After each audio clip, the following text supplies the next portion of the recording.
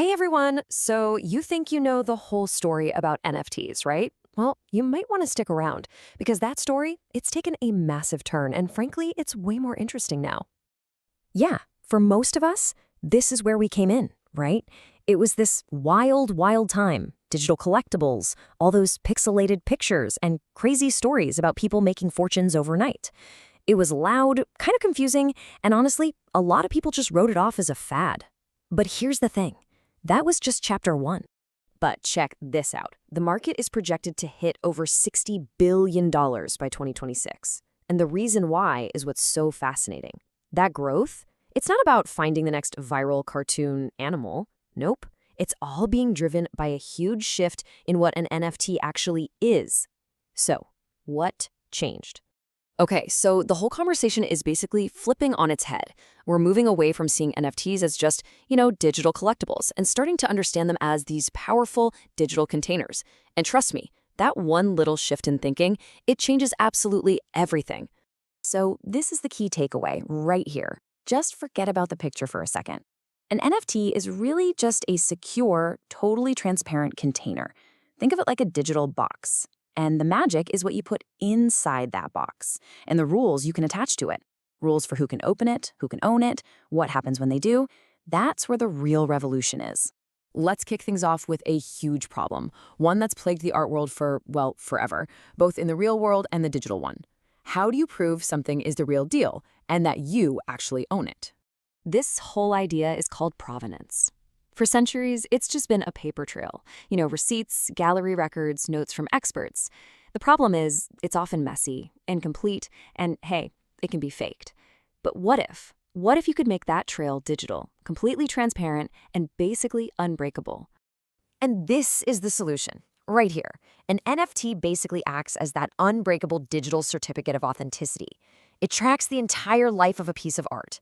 You can see the exact moment the artist created it, who they sold it to, and every single owner since then. It's a permanent public history that lives right there on the blockchain for anyone to see. So it really just boils down to these three things. First, you can verify exactly who made it and where it came from. Second, you can authenticate that it is the one and only original, no forgeries. And all of that together, it builds trust for everyone involved. The artist, the collector, the whole marketplace. And this digital certificate has a superpower. It can be programmed with rules, using something called smart contracts, which are really just little bits of code that run automatically when something happens. It can pay the original artist a royalty every single time their work gets resold down the line. For creators, this is an absolute game changer. Okay, so if an NFT can prove you own something, it can also prove you belong somewhere.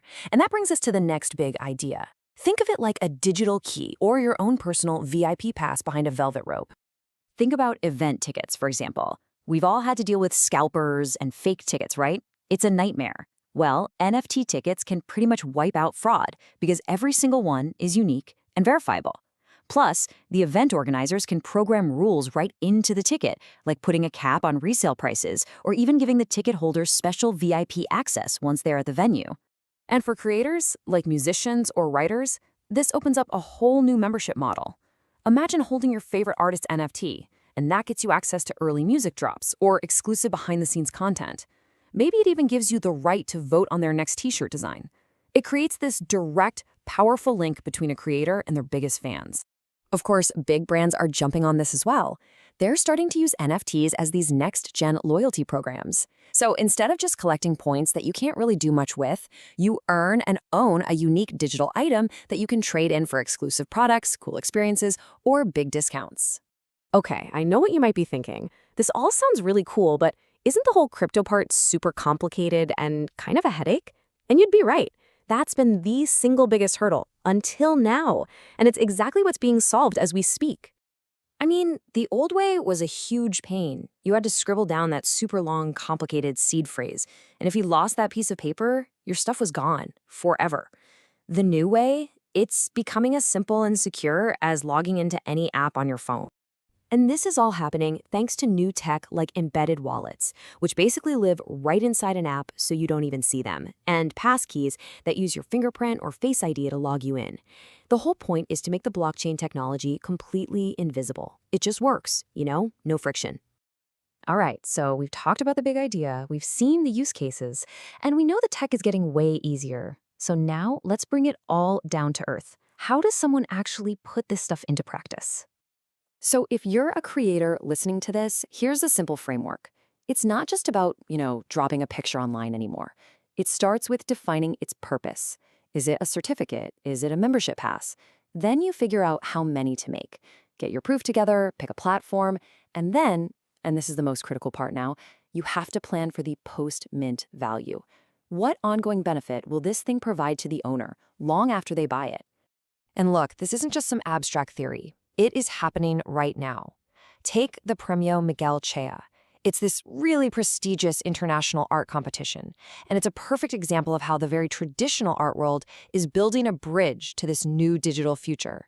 And we're not talking about a small indie award. This is a serious competition with a pretty significant first prize of 4,500 euros. So this isn't some tech experiment on the side. We're seeing established institutions use this technology to add real, tangible value and credibility.